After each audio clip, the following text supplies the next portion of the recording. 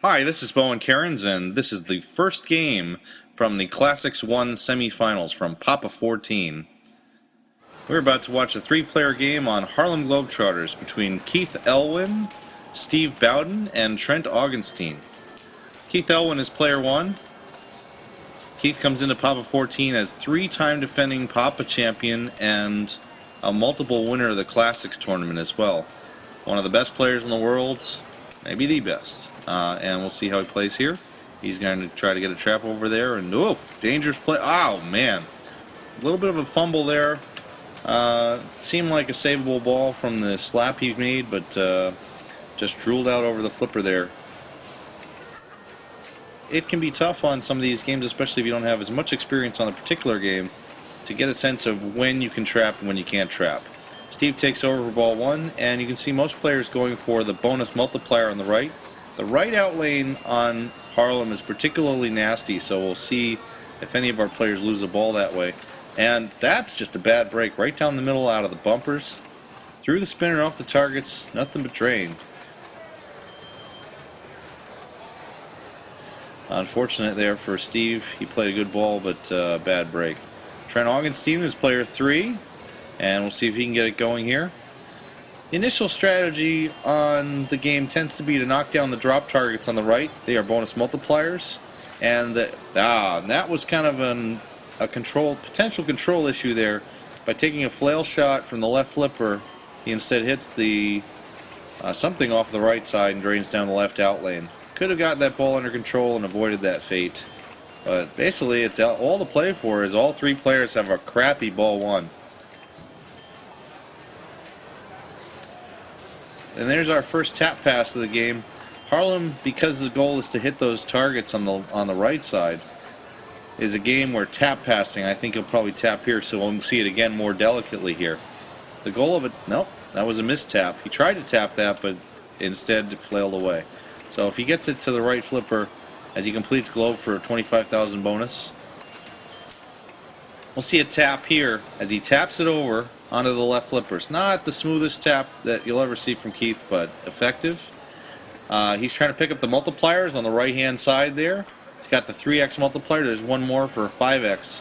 More than that, the real purpose of gaining those multipliers is that the spinner on the left, its value is determined by the number of drop targets hit down on the right. Oh, and that whole shot would have been worth a good score there, but instead it bricks out.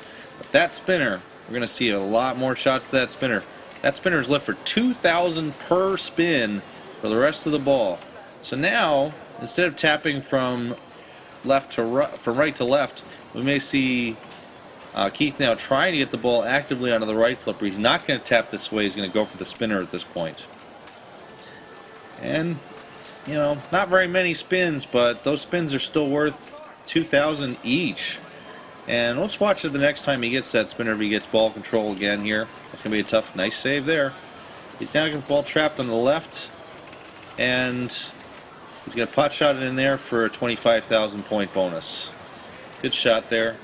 You could argue he might even just try to tip that out to the right and shoot the spinner. And the spinner is just really valuable at this point. So you've kind of got a sense of what Keith is going to do on the ball here. He's going to try and hit that 25,000 hole from the left flipper. There's another shot at it, and that's really not holding very well, so maybe he'll abandon that in favor of something else. And 2,000 spins from the right, this is really where the points are. So that one shot right there was about 40,000. Keith is also incrementing bonus as things go on, but the bonus is kind of incidental. Right now he's got 21,000 times 5x. So there'll be another 100,000 coming on top of this. He is building up a large lead, but Steve and Trent to follow, both very capable players. They know the strategy, they know the way this game plays, as Keith picks up another 25,000 point bonus for completing Globe. And a nasty drain there, really nothing he could do about that. 615,000. So, Steve and Trent, there's a hill to climb, but that is a climbable hill. And we'll see if either of them can get as strong a ball as we've just seen from Keith Elwin on ball 2.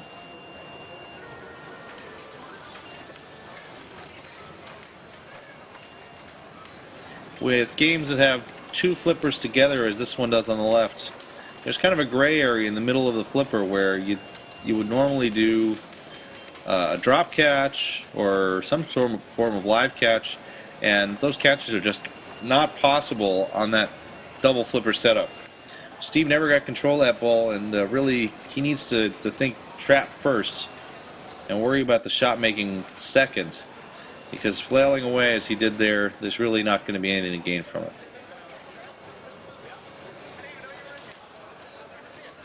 Trent's got the ball trapped. He'll probably aim for the multiplier to start us off here. And he chooses to let it go off of that upper flipper and take the shot with the lower flipper. You see that sometimes on these games. There's a tap pass from Trent. Didn't quite work out for him as he's trying to make the multiplier here. He's got it trapped again. We'll see if he taps the second time. And he's letting it go to the lower flipper. Oh! And depending on where you're from, that can be called scissoring or getting double flipper bitched. A lot of names for that. The unfortunate fact is that a subset of games that have these two flippers, you can lose the ball right between them, and when it happens, you just can't feel good about it.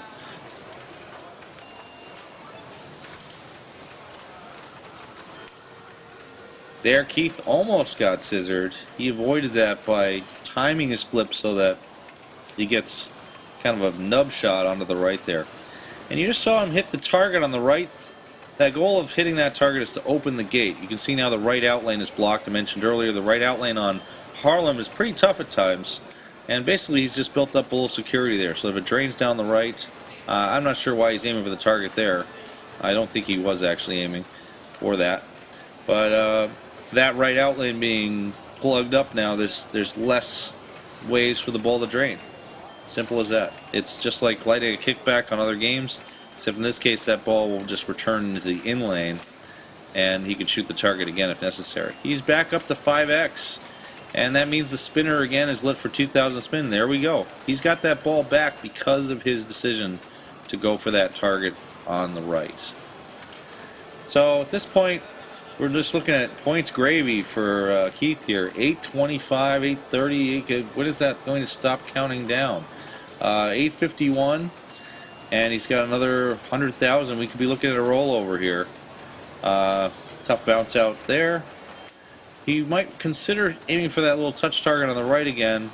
It's going to be lit to open the gate, as well as whatever the special is worth on these games. I don't really know. Tough. Oh!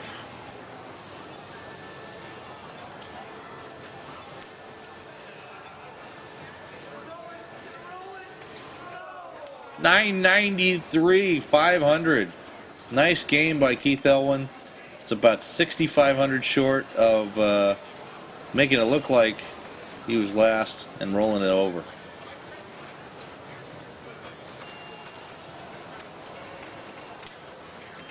And he might sneak into second place with a 41,000 game, but I'm sure he's not happy with his performance in this game. Keith Elwin ran away with this one, and unless Trent can put up something ridiculous here, he's got control, so we never know. Letting it bounce down to there, and there's a flail away. Keep it up. There, you got that ball to stay up, but it's in trouble again. He's going to need to get a couple multipliers here to pass Steve. No, he's got it pretty much at this point. Yeah, there he goes. 44,000. So now that Trent has secured second place in the game, which was an important task, he's got just a huge hill to climb, and there it is. Very little chance that he was ever going to catch Keith's score there. And Keith Elwin winning this game, that puts him in prime position to advance to the finals. Games 2 and 3 to come.